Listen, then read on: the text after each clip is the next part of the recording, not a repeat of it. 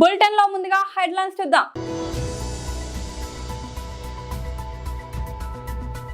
తెలంగాణ భవన్లో బీఆర్ఎస్ నాయకుల press meet.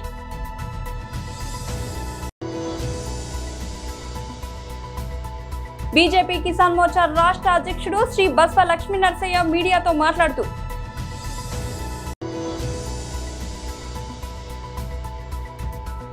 మాజీ MLA కీతిరెడ్డి Venkatrama Reddy press meet.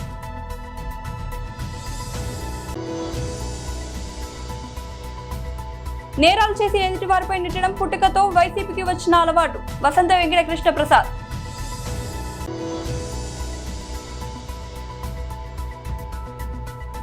West Indies పై భారత్ ఘన విజయం, సిరీస్ క్లీన్ స్వీప్.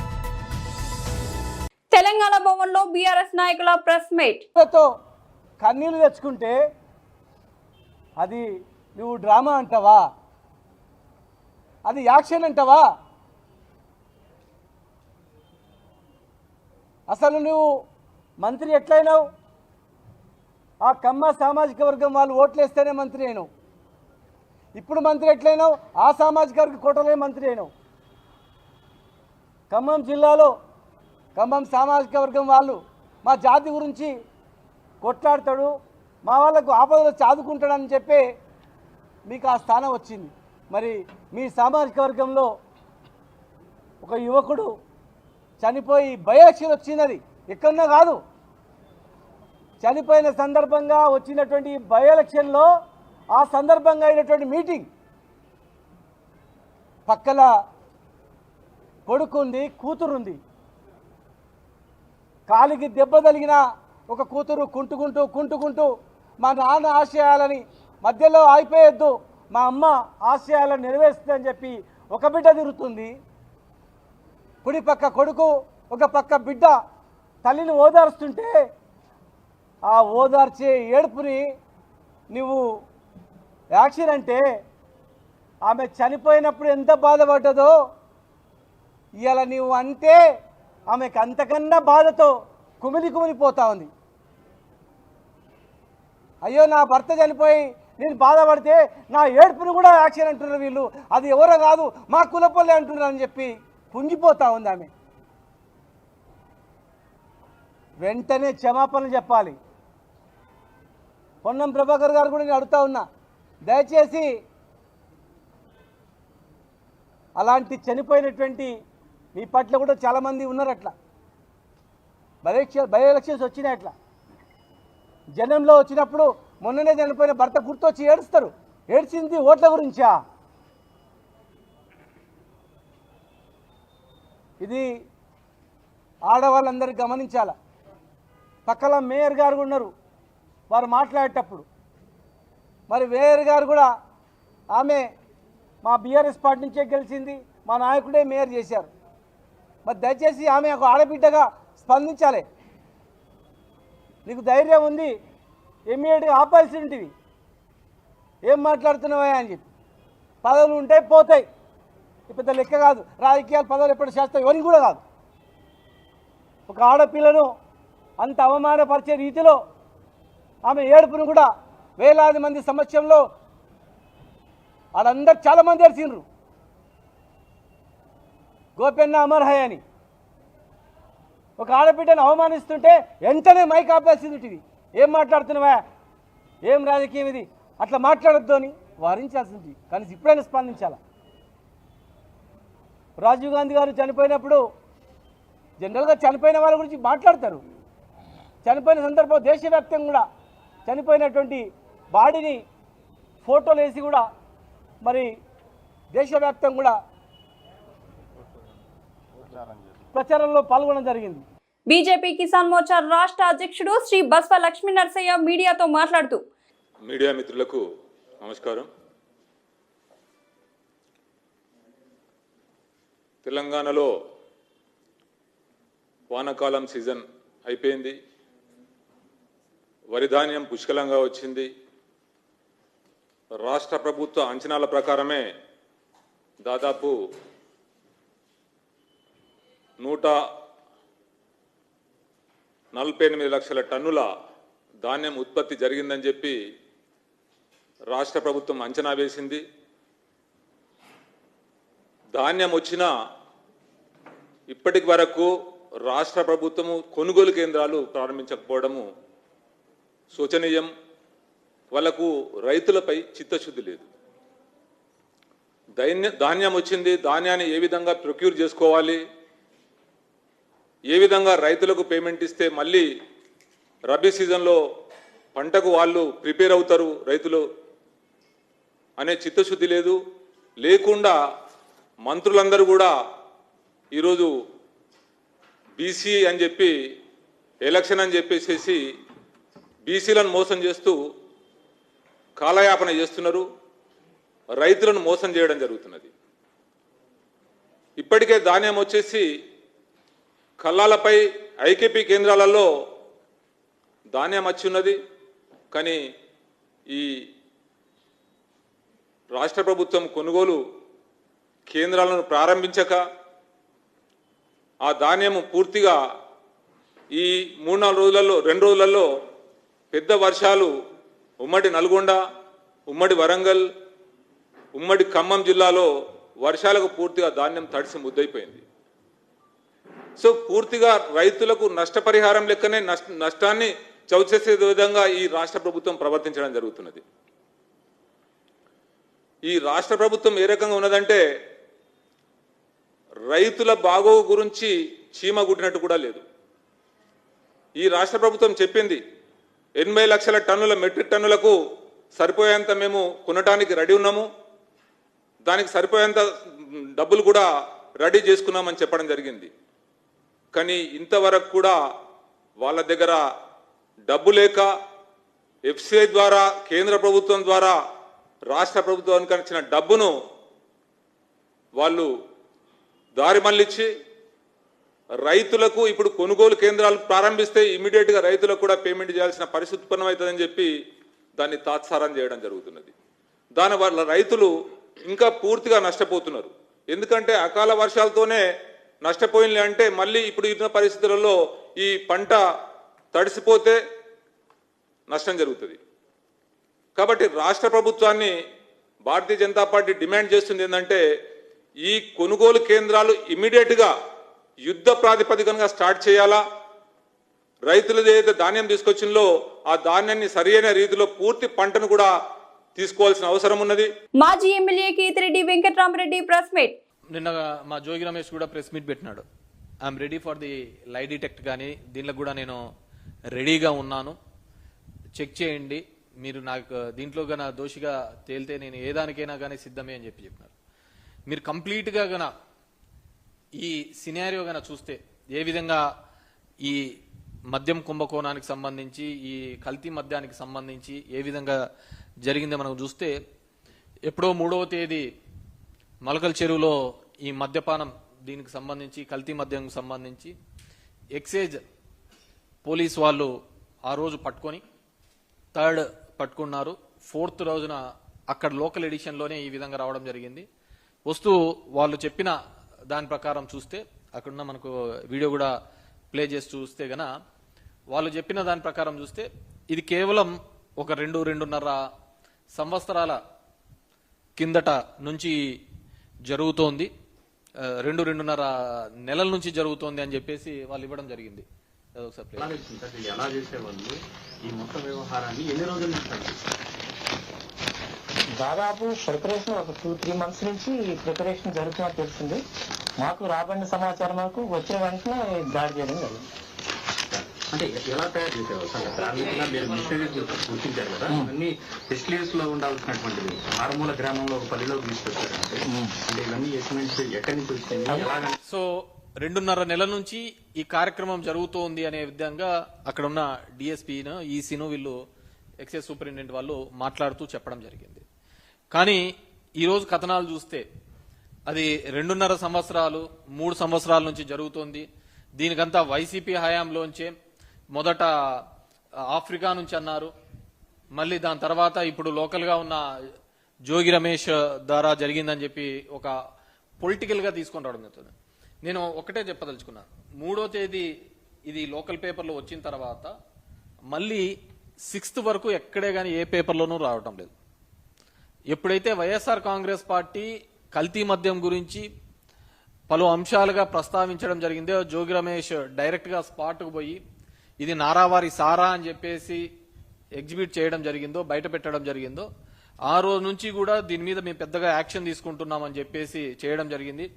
దానిలో ఉన్న జయచంద్రారెడ్డి అదేవిధంగా జనార్దన్ అనే వాళ్ళను ఇద్దరిని సస్పెండ్ చేస్తున్నట్టుగా చెప్పడం జరిగింది. ఈ జనార్దన అనే అతను సౌత్ ఆఫ్రికా నుంచి ఒక వీడియో రిలీజ్ చేయడం జరిగింది. నేరాలు చేసి ఎదుటి వారిపై నెట్టడం పుట్టుకతో వైసీపీకి వచ్చిన అలవాటు. వసంత వెంకట కృష్ణ ప్రసాద్. అందరికీ నమస్కారం. ఈరోజు ఆంధ్ర రాష్ట్ర చరిత్రలో ఒక సుదినం, చారిత్రాత్మకమైనటువంటి రోజు. ఎందుకంటే కూటమి ప్రభుత్వంలో చంద్రబాబు నాయుడు గారి నాయకత్వంలో, లోకేష్ బాబు గారి నాయకత్వంలో ఈ రోజున 87,000 కోట్ల రూపాయల విలువైన గూగుల్ సంస్థతో మనకు ఒప్పందం కుదురుతూ ఉంది. ఇది భారతదేశ చరిత్రలోనే ఒక అతిపెద్ద విదేశీ పెట్టుబడి. సరే, 87,000 కోట్లతోనే ఒప్పందం జరుగుతుందని మనం సంతోషపడతా ఉంటే, ఈరోజు ఉదయం ఒప్పందం జరిగేటప్పుడు అది 1,33,000 కోట్ల రూపాయలకి ఆ ఒప్పందం పెరుగుతూ ఉంది.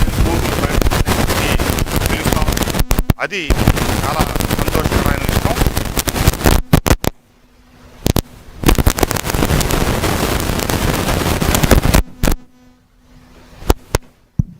చాలా సంతోషకరమైన విషయం.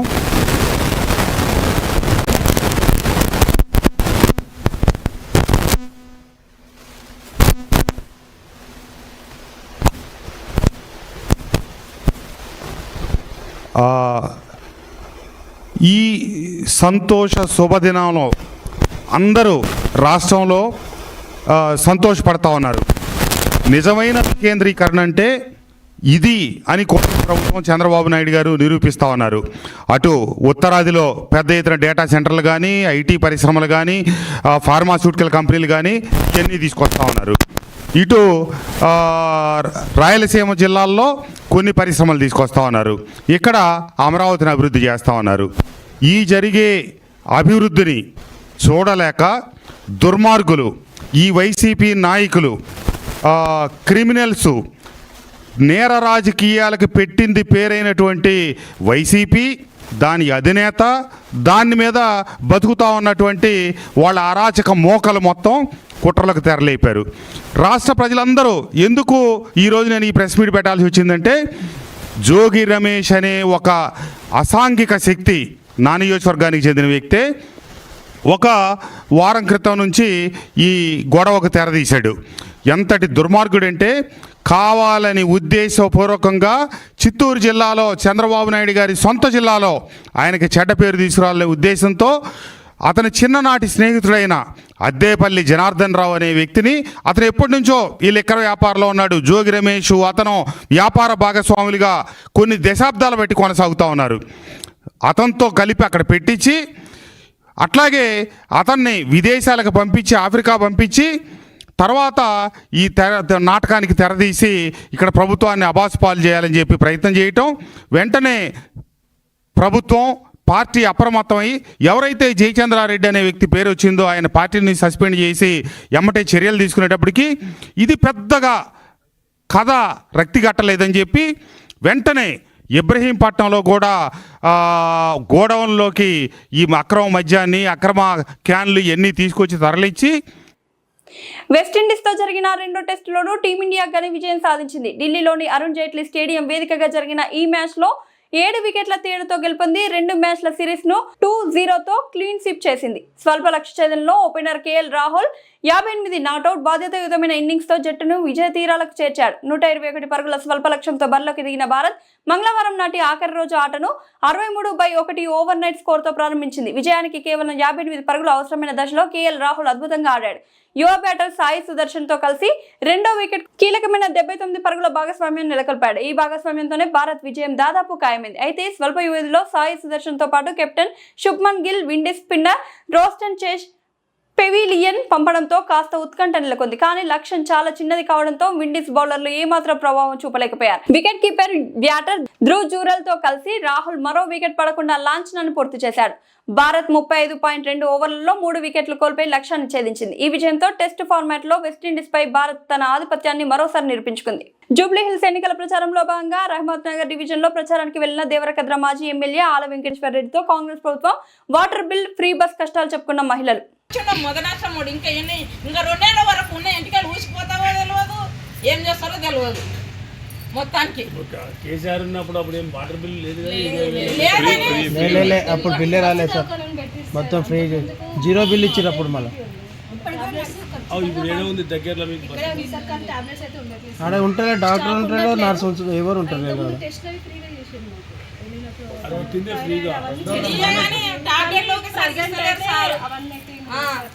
ఈ టాబ్లెట్లు ఎప్పుడు మా ఆయనకు నెలవి ఇస్తుండే, ఇప్పుడు 15 రోజులు 10 రోజులకి ఇస్తున్నాడు టాబ్లెట్లు.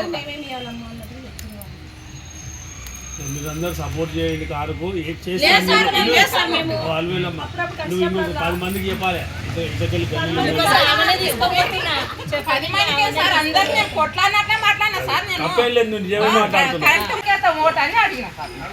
మంచి 2 సంవత్సరాలకి కాష్టంలో పెట్టి మళ్ళీ కాష్టం చేసినట్టే చెప్తున్నాం. నరకం పెడుతున్నాడు మమ్మల్ని 2 సంవత్సరాలకి. ఆయన అన్నేళ్ళు పరిపాలన చేస్తే ఊక మాకు ఇంత తిప్పలు లేదు సార్. మాకు ఎక్కడున్నాడేమో ఆయన దేవుళ్ళకి మొక్కాలి. మాకు బతుకమ్మ చీరలు వచ్చినా ఏదొచ్చినా ఒక కొత్త సావాలి. మొన్నే కదా సార్ ఒకరు పడుతున్నారు. నాకు పానం బాగాలేదు, క్యాన్సర్ వచ్చింది సార్. నాకు అక్కడ గిఫ్ట్ వస్తే ఒక వాళ్ళ మొక్కలు చూసి ఆంధ్రలో వాళ్ళే మలుచుకున్నారు, కానీ మాకు గిఫ్ట్లు వస్తే ఇవ్వలేదు. ఆ సార్ గోపినాథ్ సార్ చచ్చిపోయిందని ఒకటే తెలుసు. ఏ దానికైనా ఈ చీరలు ఇస్తావు లోపలనే పంచుకుంటారు సార్, రావు. కానీ నేను మీటింగ్ అయితే వస్తే అందరికి పోయి పంచుకుంటాను సార్. నేను నాకొద్దు వాళ్ళ సొమ్ము, నాకొద్దు, అవసరం లేదు, రావాలని ఒక్కటే అంతే. చీరలు ఇస్తా 10,000 ఇస్తాను. మరి గ్రూప్ లో ఓటేస్తేనే వచ్చింది ఆయన. మేమందరం మేలేదా? ఎక్కడి నుండి వచ్చిన వాళ్ళే వాళ్ళకి ఇచ్చుడు.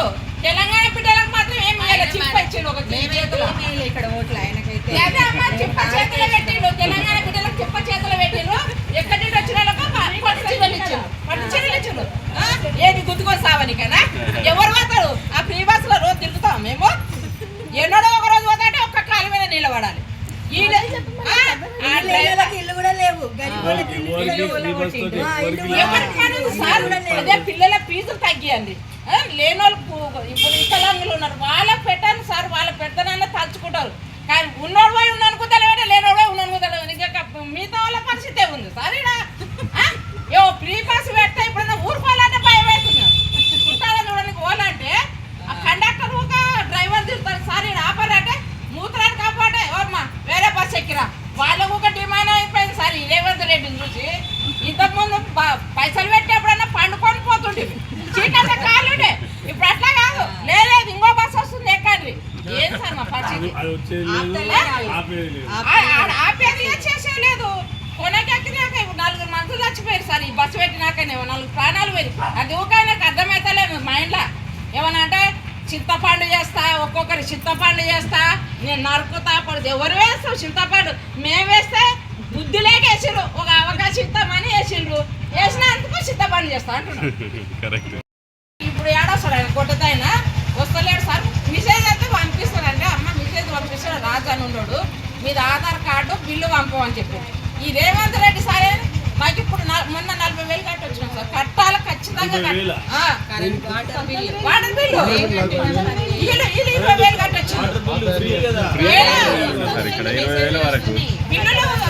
రాజంపేట పట్టణం ఎక్స్చేంజ్ కార్యాలయం వద్ద నిరసన కార్యక్రమం చేయడం జరిగింది. ఈ కార్యక్రమంలో వైఎస్ఆర్ కాంగ్రెస్ పార్టీ రాష్ట్ర మహిళా ప్రధాన కార్యదర్శి ఏకుల రాజేశ్వర్ రెడ్డి, జిల్లా మహిళా ప్రధాన కార్యదర్శి శ్రీవాణి, రాజంపేట నియోజకవర్గ వైఎస్ఆర్ కాంగ్రెస్ పార్టీ మహిళా అధ్యక్షురాలు మిరియాల సురేఖ, మాజీ DCMH చైర్పర్సన్ దండు చంద్రలీల, నందలూరు మండల వైఎస్ఆర్ కాంగ్రెస్ పార్టీ మహిళా అధ్యక్షురాలు పల్లె మాధవి, రాజంపేట మండల అధ్యక్షురాలు రమణమ్మ, పలువురు పార్టీ నాయకులతో ఎక్స్చేంజ్ కార్యాలయం వద్ద నిరసన కార్యక్రమం జరిగింది. ఈ కార్యక్రమం ముఖ్య ఉద్దేశం ఈ సందర్భంగా రాజంపేట నియోజకవర్గ వైఎస్ఆర్ కాంగ్రెస్ పార్టీ మహిళా అధ్యక్షురాలు శ్రీమతి మిరియాల సురేఖ మాట్లాడుతూ, రాష్ట్ర ముఖ్యమంత్రి వైఎస్ జగన్మోహన్ రెడ్డి గారు ఉన్నప్పుడు అసలు మద్యం షాపులో ఎక్కడ ఉండేది కూడా తెలియదు.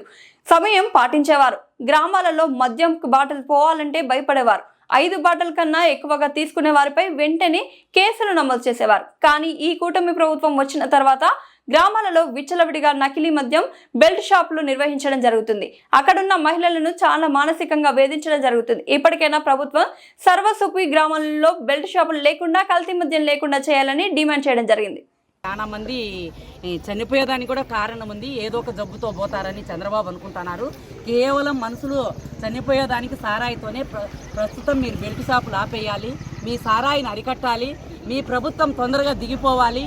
ప్రజలు మళ్ళీ తొందరలో 2027 జమిలి వచ్చినా 29 వచ్చినా మేము ఎందుకంటే సారాయి తాగే వాళ్ళను, మహిళలను, వాళ్ళ భార్యలు మేము కాపాడుకోవాలి. వాళ్ళు బాగుంటే మేము బాగుంటాం. మేము బాగుంటే ఎమ్మెల్యేలు బాగుంటారు. ఎమ్మెల్యే బాగుంటే జగనన్న బాగుంటాడు.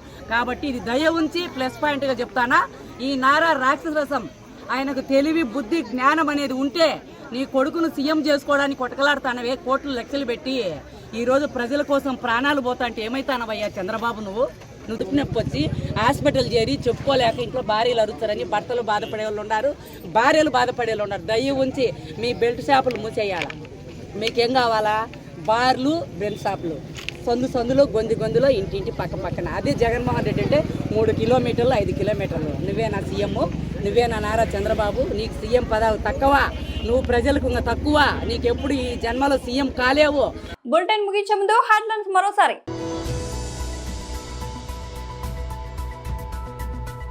తెలంగాణ భవన్లో బీఆర్ఎస్ నాయకుల ప్రెస్ మీట్.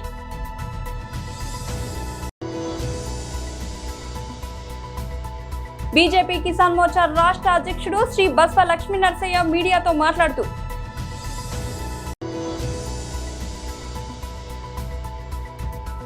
మాజీ MLA కీతిరెడ్డి Venkatrama Reddy press meet.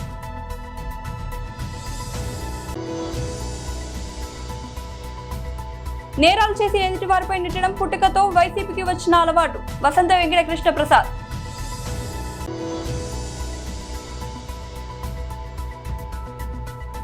West Indies పై భారత్ ఘన విజయం, సిరీస్ క్లీన్ స్వీప్. ఇది ఇవాల్టి బులెటిన్ అప్డేట్స్. మరొక బులెటిన్ లో మళ్ళీ కలుద్దాం.